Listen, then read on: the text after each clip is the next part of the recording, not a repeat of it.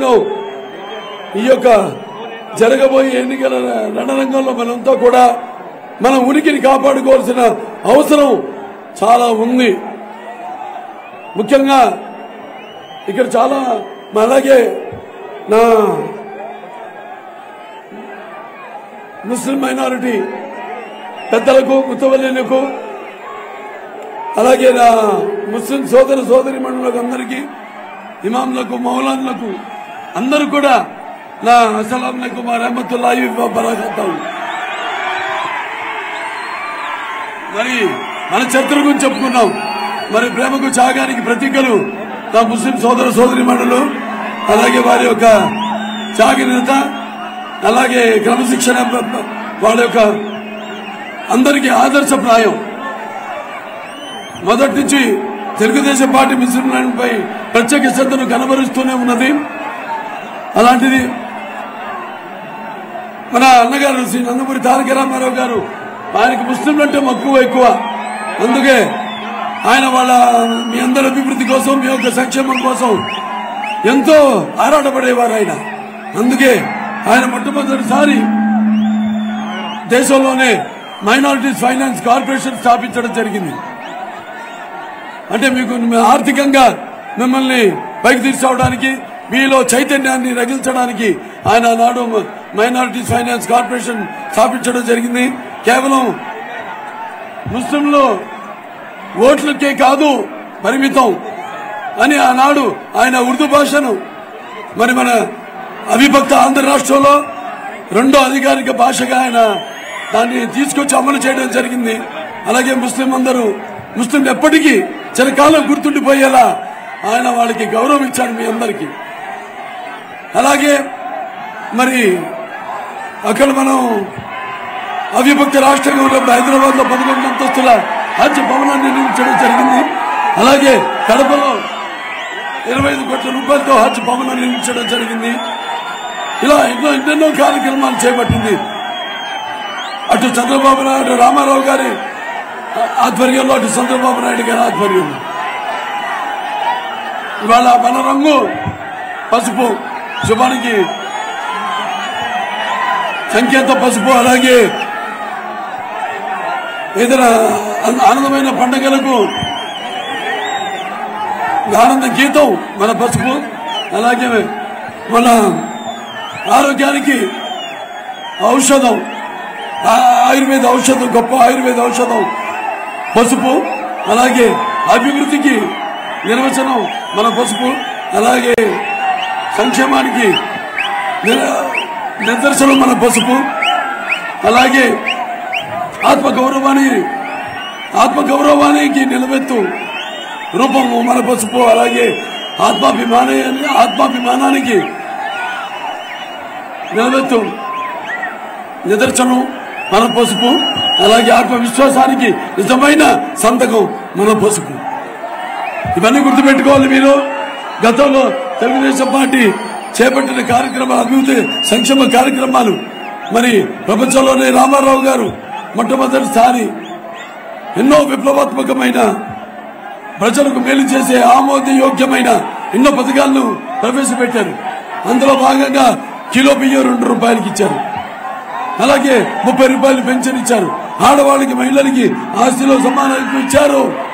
అలాగే రైతులకు 50 రూపాయలకే యూనిట్ పవర్ హార్స్ పవర్ ఇచ్చారు. భూమి శిస్తు రద్దు చేశారు. అలాగే ఈ విప్లవాత్మకం అంటే సామాజిక విప్లవం ఈ పటేల్ పట్వారీ యొక్క వ్యవస్థను రద్దు చేశారు. అలాగే మండలాలు ఏదైతే 330 తాలూకాలు ఉన్నాయో వాటిలన్నింటినీ 1100 మండలాలుగా విభజించారు. అలాగే సహకార సంఘాలు పెట్టి రైతులకు అందరికీ కూడా అన్ని ఒకే చోట లభ్యమయ్యేటట్టు వాళ్ళ అవసరాలన్నీ కూడా వాళ్ళ పరికరాలన్నీ కూడా అలాంటి విప్లవాత్మకమైన ఎన్నో పథకాల్ని సంక్షేమ కార్యక్రమాల్ని ప్రవేశపెట్టారు. అలాగే మహిళలకు మరి ఆనాడు చంద్రబాబు నాయుడు గారు దేశంలోనే మొదటిసారిగా ప్రపంచంలోనే ఈ పొదుపు విప్లవం తీసుకొచ్చారు. డ్వాక్రా సంఘాలు పెట్టి రైతు బజార్లు ఎవరైతే రైతులు ఈ యొక్క దళారీల వల్ల నష్టపోతున్నారు వాళ్ళందరికీ కూడా సముచితమైన ధరలు, వాళ్ళు కష్టపడి పండించిన ఫలానికి సరైన ధర వాళ్ళకి లభించేటట్టు ఆనాడు చేశారు. ఇలా చెప్పుకుంటే బోల్డ్ అని ఉన్నాయి చాలా. మరి ఈనాడు చూస్తున్నాం మనం. ఇవాళ మరి మీరు తెలుసుకోవాల్సింది ఒకటి ఉంది. మీకు అభివృద్ధి కావాలా, అరాచకం కావాలా, లేకపోతే మీకు సంక్షేమం కావాలా, లేకపోతే మీకు విధ్వంసం కావాలా, లేకపోతే మీకు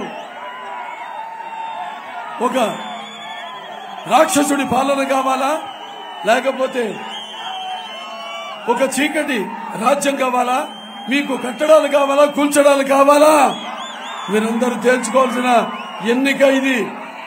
కాబట్టి చాలా అప్రమత్తంగా ఉండాలి. మరి జగన్ ఏమంటున్నాడు? అన్ని కలుముల్లి కబుర్లే, మాటల మాంత్రికుడు.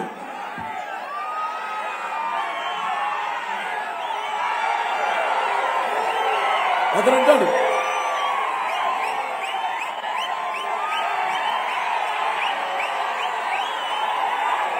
నేను మాట తప్పనని. మరి రాష్ట్రాన్ని అంతా మంటగలిపేశాడు.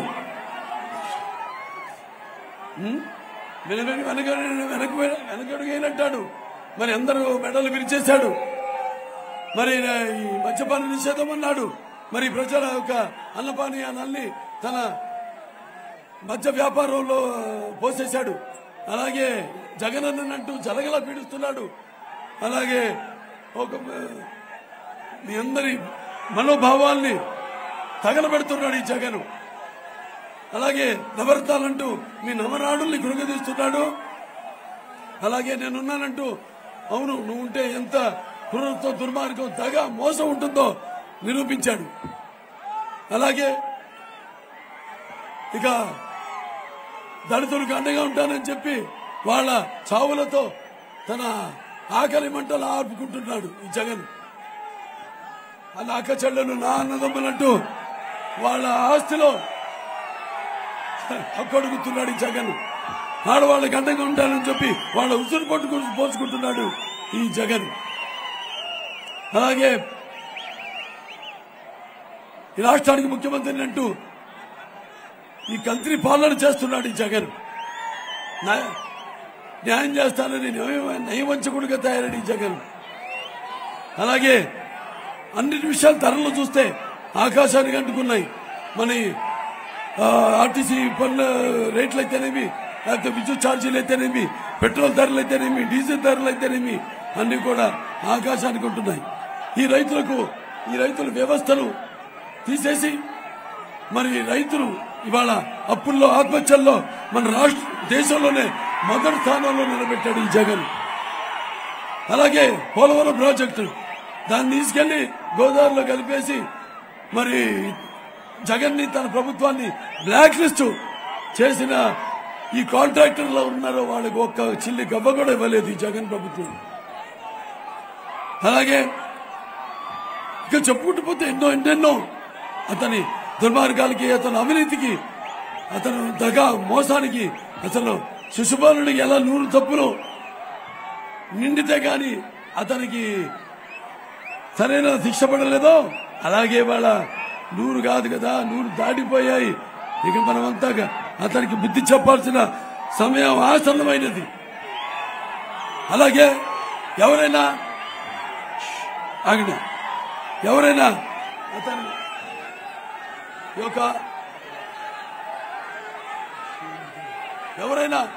ఈ యొక్క అతని విధానాన్ని, ప్రభుత్వ విధానాన్ని ప్రశ్నిస్తే వాళ్ళని భయోందనలకు గురి చేయడం, లేకపోతే హత్య కూడా చేస్తున్నాడు. మనం చూసాం. మన ఈ యొక్క కోవిడ్ విపత్కర సమయంలో మాస్క్ అడిగినందుకు డాక్టర్ సుధాకర్ ని మానసిక ఆందోళనకు గురి చేసి అతను మరణానికి కారకుడు అయ్యాడు ఈ జగన్.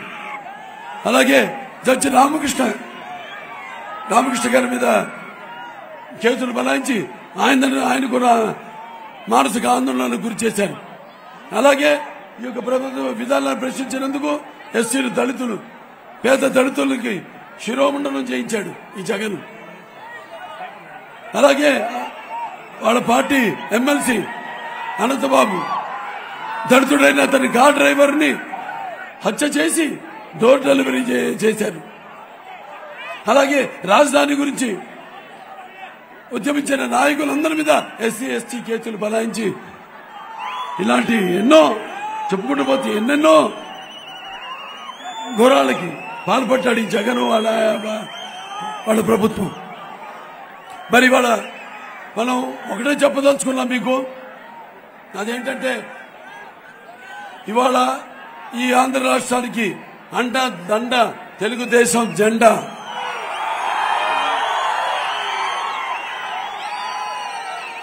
తెలుగు పసుపు పొచ్చు దండు కదిలితే అక్కడ జగన్ గుండెల్లో దడ మొదలైంది. అప్పుడే మొదలైపోయింది. అప్పుడే చాలా జిమ్మిక్కులు కూడా చేస్తున్నారు మళ్ళీ అధికారంలో రావడానికి. నేను ఒక్కడినే అంటాడు, ఒక్కడి వెళ్ళవుతావు, నువ్వు ఒక్కడిని చేసుకున్నావు. అక్కడి చెల్లిని ఇంటి నుంచి తరిమేశాడు. మరి తన బాబాయిని హత్య చేసిన నిందుల్ని కాపాడుతూ, తన బాబాయిని హత్య చేసిన నిందితుల్ని కాపాడుతూ చెల్లికి ద్రోహం చేశాడు. మరి వాళ్ళకి సమాధానం చెప్పానండి. లేకపోతే అధికారంలోకి రాగానే ఈ సిపిఎస్ తీసేస్తానని నమ్మబలికి ఉద్యోగుల్ని మోసం చేశాడు. ఆ ఉద్యోగులకి సమాధానం చెప్పండి. లేకపోతే ప్రతి సంవత్సరం జాబ్ క్యాలెండర్ రిలీజ్ చేస్తానని యువతని నమ్మబలికి మోసం చేసి వాళ్ళని మరి మత్తు పదార్థాలకి, గంజాయికి, డ్రగ్గులకి బానిసలు చేశాడు. వాళ్ళకి సమాధానం చెప్పండి. ఇట్లన్నీ సమాధానం చెప్పండి. ఇవాళ రాయలసీమ, తెలుగుదేశం పార్టీ రాయలసీమ చేస్తే ఈ వైకాపా ప్రభుత్వం రాయలసీమని నెత్తురు మరకల చేసింది. మన తెలుగుదేశం రాయలసీమను యొక్క పగల సెగలను చల్లార్చి రాయలసీమను శాంతికి నికేతనంగా చేస్తే ఈ ప్రభుత్వం కత్తుల మనల మీద రక్తాన్ని చిందించింది. అలాగే తెలుగుదేశం ప్రభుత్వం కాలువల్లో కృష్ణమ్మను ప్రవహింపజేస్తే, అలాగే బీటలు బారిన ఆ రాయలసీమ బీడు భూములను సస్యశామలం చేస్తే ఈ వైకాపా ప్రభుత్వం పుటకేక్షలను పెంచి పోషించి అదే కాలువల్లో నెత్తురు టేరులను ప్రవహింపజేసింది.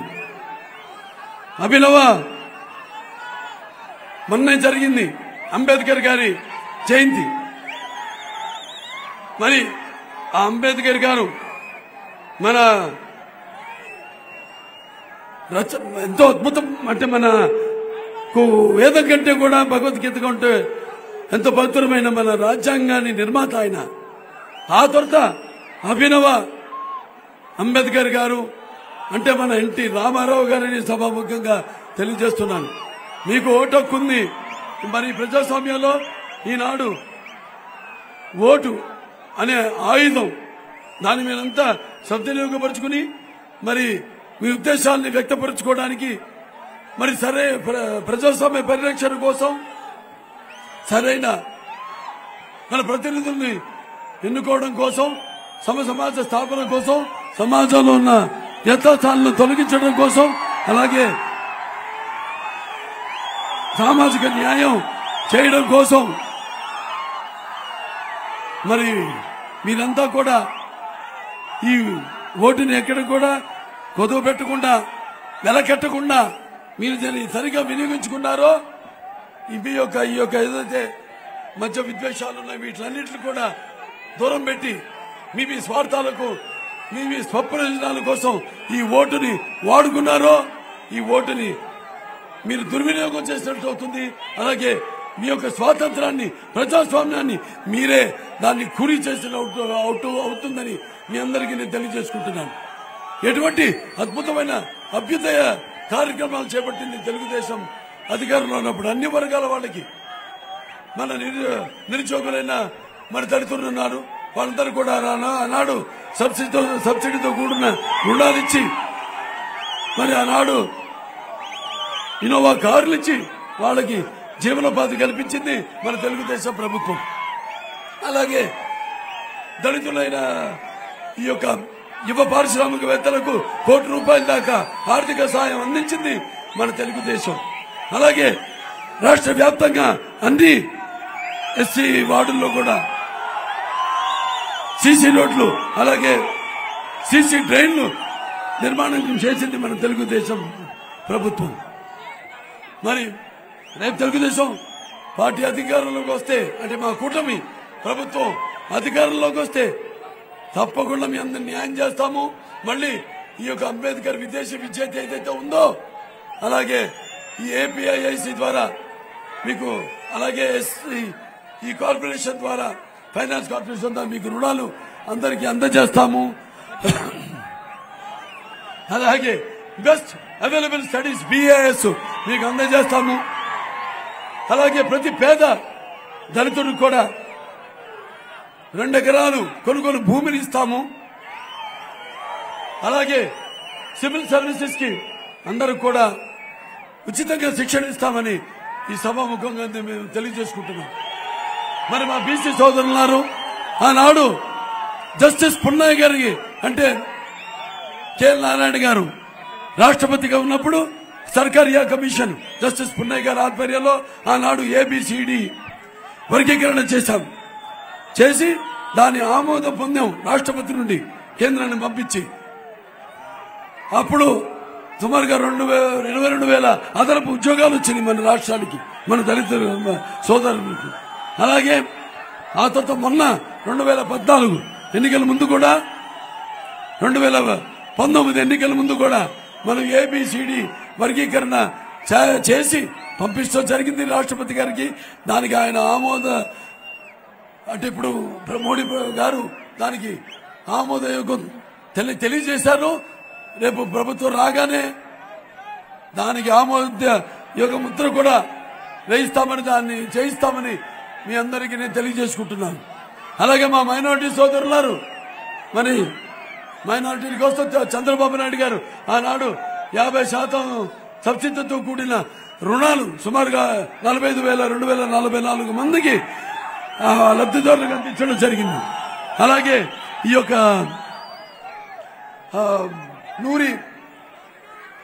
నూర్ భాష అయితే ఫెడరేషన్ స్థాపించి రాష్ట్ర నూర్ భాష దానికి 50 కోట్ల రూపాయలు మంజూరు చేయడం జరిగింది.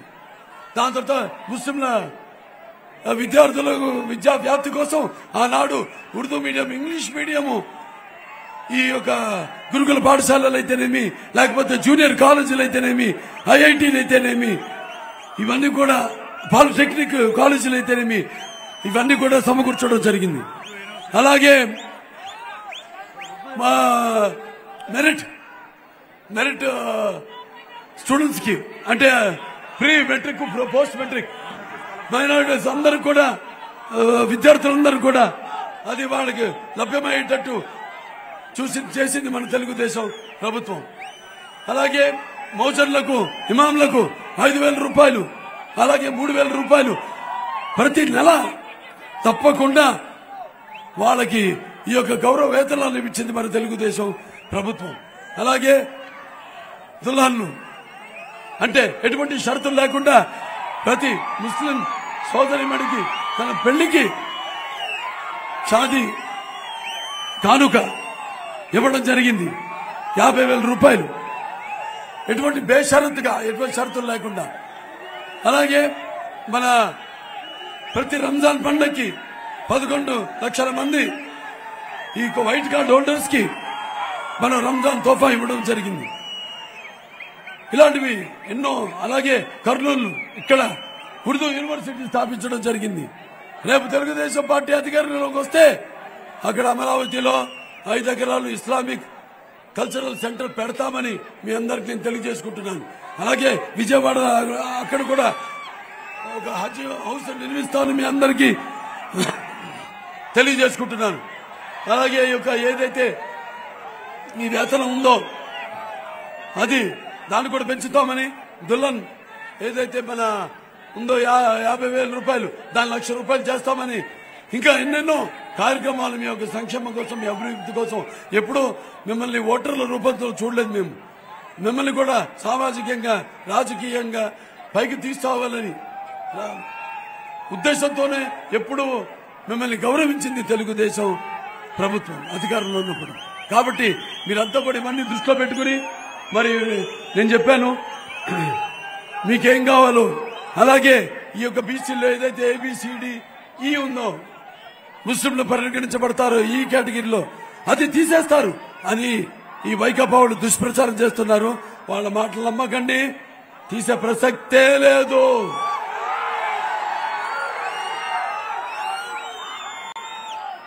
అలాగే బీసీలు ఏదైతే 50 సంవత్సరాలు దాటితే పెన్షన్ ఇస్తామన్నామో అది కూడా తీసేస్తామని త్వరత పెట్టి తీసేస్తారంటున్నారు. మరి ఇవాళ ఒకసారి ఆలోచించండి, మన ఈ వైకాపా ప్రభుత్వం ఈ యొక్క రాష్ట్రాభివృద్ధి కోసం ఎంత అప్పు చేసిందో. 12 లక్షల కోట్ల రూపాయలు అప్పు చేసింది. 12 లక్షల కోట్ల రూపాయల్లో మరి ఎంత ఖర్చు పెడుతుంది ఆలోచించాలి వీళ్ళంతా. 2500 లక్షల కోట్ల రూపాయలు ఈ ముందు 3 సంవత్సరాలు ఒక రాజధాని అంటూ కాలం వెళ్ళబుచ్చింది. దాని తర్వాత నవరత్నాలు అంటూ ఈ అప్పు చేసి మీ అందరి నవనాడుల్ని విరుస్తుంది ఈ వైకాపా ప్రభుత్వం. మరి మిగతా 10 లక్షల కోట్ల రూపాయలు ఏమవుతోంది, ఎక్కడికి పోతోంది వీళ్ళందరూ ఆలోచించాలి. మద్యం అతను జయ బ్రాండ్ మద్యం చీఫ్ లిక్కర్ అని జయ బ్రాండ్ మద్యాన్ని తీసుకొచ్చి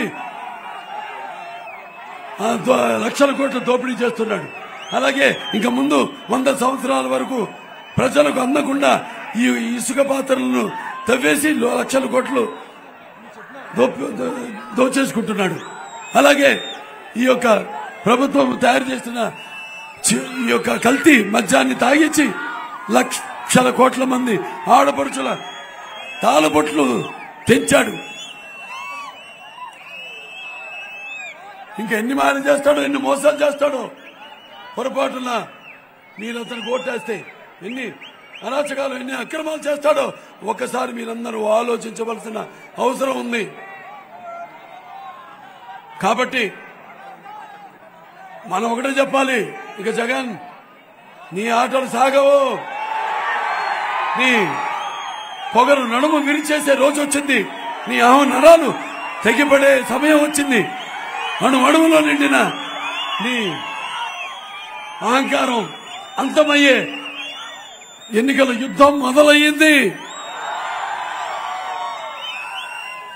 అలాగే ఎన్నేళ్లు నువ్వు సాగించిన ఈ అరాచక ప్రభుత్వం మరి ఇలా పడిపోయే ఈ యొక్క సమయం, ఈ యొక్క ఏదో ఎన్నికల సుమాయి రాబోతుందని మీరందరూ ఐక్యంగా ఉండి రేపు వైకాపాని ఓడించాలని సందర్భంగా మీ అందరికీ తెలియజేసుకుంటున్నాను. ఇన్నాళ్ళు మళ్ళీ అతను కళ్ళు మూసుకుపోయి ఒళ్ళు మరిచి తన ఇష్టానుసారంగా ప్రజలను కష్టపెట్టి మరి చేసిన దుర్మార్గాలకు చలమగీతం పాడతాం. అలాగే సమరసింహ నినాదంతో పట్టి అలాగే అతని ప్రభుత్వాన్ని కూరుస్తాం అని మీరందరూ ఐక్యంగా ఉండి మళ్ళీ మన రాష్ట్రంలో మనకు కావలసిన ప్రభుత్వాన్ని, జవాబుదారీ ప్రభుత్వాన్ని ఆర్నించాలి. మీకోసం, సంక్షేమం కోసం, అభ్యుదయం కోసం, సంరక్షణ కోసం పనిచేసే ప్రభుత్వాన్ని మీరు ఎన్నుకోవాల్సిన అవసరం ఉందని ఒకసారి అతనికి వినపడేలా, అతని గుండెలన్నీ అతని గుండె బెదిరేలా మీరందరూ కలిసికట్టుగా ఉండి ఈ ఓటు అనే హక్కును మీరు వినియోగించుకొని తగిన శాస్తి చేయాలని మీ అందరికీ నేను మనవి చేసుకుంటున్నాను. సో ఇవాళ మీరంతా కూడా ఇన్ని చేశాం కార్యక్రమాలు, దేశంలోనే ప్రపంచంలోనే ఏ ప్రభుత్వం చేయనన్ని పథకాల్ని ప్రవేశపెట్టి, అలాగే దానికి తరుణోపాయంగా రాష్ట్రం విభజన తర్వాత మనం 17,000 కోట్ల రూపాయలతో వచ్చాం. ఒక రాష్ట్రంలోని రాజధానిగా వచ్చాం మనం. అప్పుడు చంద్రబాబు నాయుడు గారు ఆయనకున్న అనుభవంతో ఆయన ఈ యొక్క ఆర్థిక వనరులను సృష్టించి ఎన్నో ఈ యొక్క ఏదైతే 17,000 కోట్ల రూపాయలు ఉందో ఆ లోటును భర్తీ చేసి మరి మన తలసరి ఆదాయం తెలంగాణతో సరి సమానంగా మనం మన రాష్ట్రాన్ని మనం పైకి తీసుకురావడం జరిగింది. ఈనాడు మరి మనం రేపు వీడు చేసిన అప్పులు తీర్చేది ఎవరు? మీరే. ఆ భారం పడేది మీ మీదే. రేపు మళ్ళీ వచ్చాడు అనుకోండి, ధరలు పెంచుతాడు, అలాగే పన్నులు వేస్తాడు. ఇప్పటికే బోల్డని పన్నులేసి ఇంటి పన్ను, నీటి పన్ను, అలాగే ఆస్తి పన్ను, అలాగే చివరికి చెత్త మీద కూడా పన్ను వేసి వాటి రేట్లన్నింటినీ కూడా ఇప్పటికే పెంచేసి బాధుడే బాధుడు. అందరూ తల మీద చేతులు పట్టుకున్నారు. ఇదేం కర్మరా. సరే, ఎలా వచ్చాడు అధికారంలో? కంటే కోడికత్తి లేకపోతే గొడ్డలి, ఇట్లా రెండుతో వచ్చాడు. ఇవాళ కర్నూలు జిల్లా ఉంది, మరి చూస్తున్నాం. అభినవ భగీరథులన్నా నేను ఇప్పుడే నందికొట్టుకూరుకి వెళ్ళి వస్తున్నాను. అక్కడి నుంచే మొదలవుతుంది మనకి ఈ కృష్ణా జలాలు అన్ని ప్రాజెక్టులన్నీ. అప్పుడు మనం మొదలుపెట్టిన ప్రాజెక్ట్ ఎన్టీ రామారావు గారు మొదలుపెట్టింది, చంద్రబాబు నాయుడు గారు పూర్తి చేసినవి. అది హెచ్ఎన్ఎస్ఎస్ కావచ్చు, ఎస్వీపీసీ కావచ్చు, లేకపోతే గాలేరు నగరి కావచ్చు, తెలుగు గంగ కావచ్చు, అన్ని కూడా అక్కడి నుంచే. మరి వాళ్ళ ప్రభుత్వం దేని గురించి కూడా పట్టించుకొని పరిస్థితుల్లో ఉంది. చాలా అధ్వానంగా అసలు ఎవడైతే ఇప్పుడు ఎట్లా ఉందంటే, ఈ యొక్క జగన్ దృష్టిలో అభివృద్ధి అంటే కరప్షన్, అంటే దాచుకోవడమే అభివృద్ధి జగన్ దృష్టిలో. కాబట్టి అందరూ కూడా ఈ పైశాచిక ఈ సైకో పోవాలి, ప్రజాస్వామ్య ప్రభుత్వం రావాలి, మన సైకిల్ రావాలి. ఇవాళ అందరూ కలిశాం. భరతను నేను ఒక్కడినే అంటాడు. మీ సానుభూతి పొందడానికి ఒక్కడు వెళ్ళవుతావు. అందరిని నువ్వే దూరం చేసుకున్నావు, మీ ఇంట్లో దూరం చేసుకున్నావు. సలహాదారులని 100 మంది ఆఫీసర్లు పెట్టుకున్నావు. ఒక్కడి సలహా తీసుకోవు, జీతాలు మాత్రం ఇస్తావు. దుష్ట నలుగురున్నారు, వాళ్ళ సలహాలే తీసుకుంటాడు, ఎవరి మాట వినడం. అలా తయారైంది అతను. కాబట్టి మీరు ఎవరిని దృష్టిలో పెట్టుకోవాలి. ఇవాళ నేను చెప్పినట్టు ఈ ఓటు అనే హక్కును మీరు వినియోగించుకోవాలి. ఇవాళ అందరం కలిసాం. మరి ఈనాడు ఈ యొక్క కూటమి యొక్క కలయిక అంటే ఒక నిప్పుల ఉప్పెన. ఈ కూటమి ఒక కలయిక అంటే ఒక అగ్నిపర్వతపు విస్ఫోటనం. అలాగే ఈ కూటమి యొక్క కలయిక అంటే అదొక పాశుపతాస్త్రం. గుర్తుపెట్టుకోండి. చాలా ఉన్నాయి. ముస్లింలు ఉన్నారు, వాళ్ళకి ఉద్యోగాల్లో మరి చదువుల్లో 4% ఏదైతే రిజర్వేషన్ ఉందో దాన్ని చట్టబద్ధం చేయడానికి మేము కృషి చేస్తాం అని సందర్భంగా తెలియజేసుకుంటున్నాను. ఇవన్నీ మనం చేసుకోవాలంటే కేంద్రం మీద కూడా మనం ఆధారపడాలి. ఎందుకంటే ఇతని సైకో పాలనలో రాష్ట్రం చాలా సంవత్సరాలు, ఒక 20-25 సంవత్సరాలు వెనక్కి వెళ్ళిపోయింది రాష్ట్రం. కానీ మనకుంది విజనరీ, ప్రపంచానికే ఒక ఆదర్శమైన విజనరీ లీడర్ చంద్రబాబు నాయుడు గారు. దానికి వాయువు కూడా తోడైంది. సోదరుడు పవర్ స్టార్ పవన్ కళ్యాణ్ గారు ఆయన 2014లోనే జనసేన పార్టీని స్థాపించడం, మరి అప్పటి నుంచి కూడా అవిశ్రాంతంగా ఏ సమస్య వచ్చిన రాష్ట్రంలో ఆ సమస్యలపై పోరాడుతూ, అలాగే ఆ పార్టీని కొనసాగిస్తూ ఇవాళ అందరం చేతులు కలిపాం. అక్కడ మనకు అవసరమైన నిధులు, మరి చట్టబద్ధంగా మనం చేసుకోవలసిన కొన్ని పనులు మనం చేసుకోవాలంటే మన కేంద్ర ప్రభుత్వం యొక్క సహాయ సహకారాలు కూడా చాలా అవసరం. కాబట్టి ఇవన్నీ దృష్టిలో పెట్టుకుని ఇవాళ ఈ జరుగుతున్న ఎన్నికల సంగ్రామంలో మీరంతా కూడా మీ యొక్క పవిత్రమైన విలువైన ఓట్లను వెయ్యాలి. ఇది అభ్యర్థన కాదు, ఇదొక ప్రతి తెలుగువాడి గుండె మంట.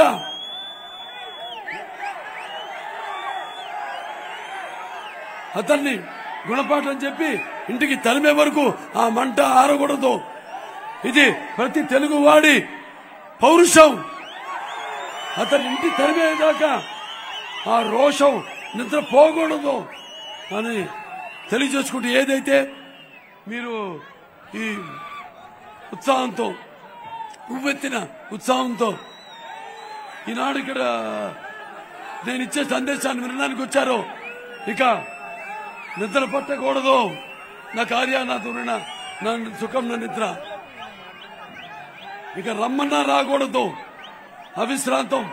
ఈ యొక్క ఎన్నికల్ని దృష్టిలో పెట్టుకుని మన భవిత కోసం, మన రాష్ట్ర భవిత కోసం, అలాగే మన భావతరాల భవిష్యత్తు కోసం మనమంతా ఇలాగే ఐక్యంగా ఉండి, రక్తానికి జాతి లేదు, మాంసానికి మతం లేదు, చర్మానికి కులం లేదు. నాకున్న జ్ఞాన సంపదలో బ్రాహ్మణుని, ఐశ్వర్యంలో వైశ్యుణ్ణి, మంచికి మాలని, మంచి చేతులు తిరిగే మాదిగని, కష్టాన్ని నమ్ముకున్న కమ్మరిని, కొమ్మరిని, కంసాన్ని, రజకుడిని, నాయబ్రాహ్మణుని, కలుగిత కార్మికుడిని,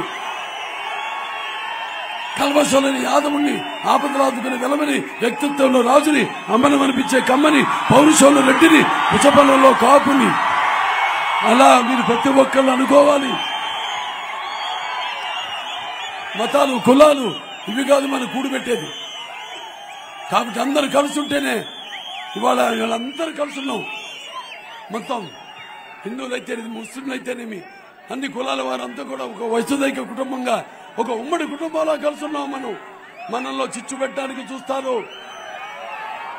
చిచ్చు కాదు కదా, వాడిని చచ్చేదాకా, వాళ్ళందరినీ చంపేదాకా మనం వాళ్ళని వదిలిపెట్టమని మీరందరి సభాముఖంగా ఒక శబ్దం పోనండి.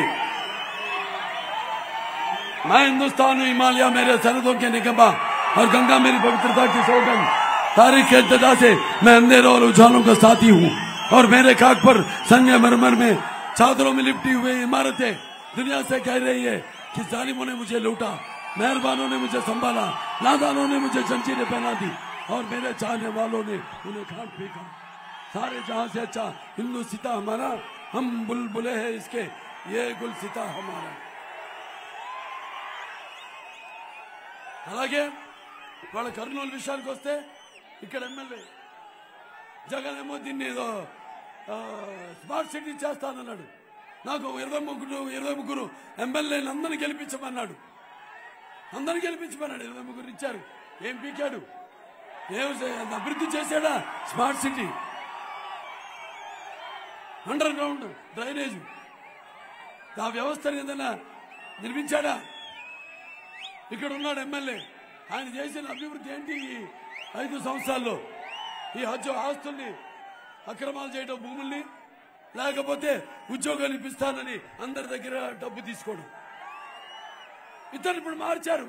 ఇప్పుడు వచ్చేవాడు ఎందుకు మార్చాడు? అతను పబ్బం గడిపాడు కాబట్టి. ఇక ఇంకోటికి అవకాశం, ఇంకోటి రావాలి మళ్ళీ దోచుకోవడానికి. సో జాగ్రత్త, ఇవన్నీ కూడా దృష్టిలో పెట్టుకోండి. రేపు పెట్టుకుని మన పూర్వ వైభవం మళ్ళీ తీసుకురావడానికి, మన పునరావృత్తి కావడం కోసం మన రాష్ట్రానికి, అలాగే మన ఉనికిని ఇవాళ దురదృష్టవశాత్తు ప్రపంచ పటంలో ఉండేవాళ్ళం మనం ఇవాళ అందరు నవ్వుకునే, హాస్యాస్పదం చేసే పరిస్థితిలో ఉన్నాం ఈనాడు. మనం ప్రతివాడు నవ్వుకుంటున్నాడు. ఏది తెలుగు వాళ్ళు రాజకీయ చైతన్యం అంతా ఇవైపోయింది. బూడిదలో పోసిన పన్నీరు అయిపోయిందా? చెవిటోడు చెవిలో ఊదిన శంఖమైందా? కళ్ళు లేని కబుతులైపోయారా తెలుగు వాళ్ళందరూ అని ప్రపంచ దేశాలన్నీ మనల్ని చాలా చులకనగా చూస్తున్నాయి. ఎటువంటి గతం ఉండేది మనకి. కాబట్టి ఇవన్నీ చెప్పాల్సి వచ్చింది. మన గతం నుంచి కూడా యువకులు ఉన్నారు ఇక్కడ. ఇవాళ మీరే మొదటిసారి ఓటు హక్కు చాలా మందికి వచ్చింది ఇక్కడ. దాన్ని విని సరిగ్గా సద్వినియోగపరచుకోండి. లేకపోతే ఇతను చేసే అక్రమాలకి, ఇతను చేసే మోసాలకి అతని యొక్క దూరదృష్టి కూడా అదే. ఏంటంటే ఇవాళ ఈ భూమి రిజిస్ట్రేషన్ ఇది కూడా తీసుకొస్తాడు కొత్త ఒక సెక్షన్. అదేంటంటే అతని పాస్బుక్ మీద అతను ముద్ర వేసి అతని బొమ్మ ఉండి మొత్తం పుస్తకాలనేమో అతని దగ్గర ఉంటాయి. రేపు మీరు పొరపాటున సరి చేసుకొని చూసుకోలేదనుకోండి, మీ భూమి పత్రాలు, మీ రిజిస్ట్రేషన్ అవి ఉంటాయి, కానీ వాటి మీద అప్పు ఉంటుంది. అప్పు ఈ పాస్ పుస్తకాలు పెట్టి పట్టా పుస్తకాలు పెట్టుకుని అప్పు చేస్తాడు, గుర్తు పెట్టుకోండి. అప్పు చేసి దివాళా తీసేశాడు రాష్ట్రాన్ని. అసలు మనమే ఈ రాష్ట్రంలో లేకుండా చేయడమే, అది చూడడమే అదొక పైశాచికం. అందుకే సైకో అన్నారు తల్లి. అదొక లక్షల కోట్ల పక్షుడు అవినీత, అలాగే నిన్న పక్షపాత రూపకుడు, అవినీతి పక్షకుడు అని, అలాగే ముఖ్యమంత్రి మా మూర్ఖుడు, అలాగే దేశ జగన్ మెరిగిన జగన్ నాటకుడు, అలాగే రాష్ట్రానికి రావణ పాలకుడు, జన ధన మాన ప్రాణ చోరకుడు ఈ జగన్. గుర్తుపెట్టుకోండి మీరంతా. కాబట్టి ఇవన్నీ దృష్టిలో పెట్టుకుని మీరు రేపు ఎన్నికల్లో మళ్ళీ మీ ఓట్లన్నీ వేస్తారు తెలుసు నాకు. వేసి ప్రజాస్వామ్యాన్ని గెలిపించాలి. మన తెలుగుదేశం పార్టీ ఇరు అభ్యర్థుల్ని, అటు మా టీచింగ్ భరత్ బాబు అయితేనేమి, లేకపోతే మా నాగరాజు గారిని అయితేనేమి పార్లమెంటుకి సభ్యుడు, ఈయన ఇద్దరి అసెంబ్లీ పార్లమెంటు 2 ఓట్లు సైకిల్ గుర్తుకేసి గెలిపించాల్సిందిగా గెలిపిస్తారు అన్న నమ్మకంతో ఇక్కడి నుంచి పెడుతున్నాను నేను. ఎందుకంటే యువకుడు అందరూ కూడా, అలాగే నేను చెప్పాను సామాజిక న్యాయానికి ఈరోజు ఇక్కడ ప్రత్యక్ష అభ్యర్థులు. కాబట్టి మీరు ఇద్దరిని గెలిపించి, అలాగే ఎక్కడెక్కడైతే తెలుగుదేశం పార్టీ లేకపోతే మన ఈ యొక్క జనసేన బీజేపీ అభ్యర్థులున్నారో వాళ్ళందరినీ కూడా గెలిపించాల్సిందిగా మీ అందరినీ సవినయంగా మనవి చేసుకుంటూ నేను సెలవు తీసుకుంటున్నాను. జై తెలుగుదేశం. అలాగే కర్నూలుని అభ్యుదం చేసింది తెలుగుదేశం పార్టీ. నేను చెప్తూ మర్చిపోయాను మధ్యలో. అక్కడ గ్రీన్ కో హైబ్రిడ్ పవర్ ఆనాడు 800 ఎకరాలు ఇచ్చి ఇక్కడ డెవలప్ చేయడం జరిగింది. అలాగే మన జయరాజ్ స్టీల్ అది కూడా పూర్తి వస్తుంది. అలా ఇక్కడ ఎంతో మందికి ఎయిర్పోర్ట్, మన గ్రీన్ఫీల్డ్ ఎయిర్పోర్ట్ అయితేనేమి, ఇటువంటి ఎన్నో అభ్యుదయ కార్యక్రమాలు చేపట్టి అటు అందరినీ వచ్చే పెట్టుబడిదారులు ఉంటారు వాళ్ళు రావడానికి, వాళ్ళని మరి వచ్చే సదుపాయాలన్నీ సమకూర్చడానికని, ఇక్కడ నిరుద్యోగ సమస్యలు తీర్చడానికని ఇటువంటి అక్కడ మా హిందూపూర్లో మరి అక్కడ కియా పరిశ్రమను పెట్టారు ఎడారిలో. మరి ఆనాడు పట్టుబట్టి ఏదైతే నాన్నగారి యొక్క ఆశయం కృష్ణ జలాలు ఏదైతే వృధాగా 3,000 టీఎంసీ సంవత్సరానికి సముద్రంలో కలిసిపోతుందో దాన్ని శ్రీశైలం ఏదైతే థర్మల్ స్టేషన్ గా గుర్తించబడిందో కాకుండా దాన్ని ఇరిగేషన్ టర్మినల్ గా మార్చి ఇటు ఈ యొక్క రాయలసీమను సస్యశ్యామలం చేస్తూ అటు తాగునీరు ఇటు సాగునీరు కూడా అందించిన ఘనత. అందుకనే నేను అభినవ భగీరథులని ఎన్టీ రామారావు గారు, ఒక చంద్రబాబు నాయుడు గారు. కాబట్టి ఇవన్నీ మీకు కూడా పట్టిసీమ అటు గోదావరి కృష్ణా జలాలను అనుసంధానం చేసి, మరి ఎవడు కళలో జరగదన్నారు చాలా మంది. అటు తెలుగు గంగ జరగదన్నారు, ఇటు పట్టిసీమ కూడా జరగదన్నారు. 2 సృష్టికి ప్రతి సృష్టి చేసి చూపించాం. అందుకే నాడు మిమ్మల్ని వచ్చి అడుగుతున్నాం మీ ఓటుని. మా కోసం కాదు, మీకోసం, మన రాష్ట్రం కోసం. దయచేసి ఇవన్నీ కూడా గమనించి మన అభ్యర్థుల్ని గెలిపించవలసిందిగా మనస్ఫూర్తిగా కోరుకుంటూ నేను సెలవు తీసుకుంటున్నాను. జై తెలుగుదేశం, జై తెలుగుదేశం, జై తెలుగుదేశం.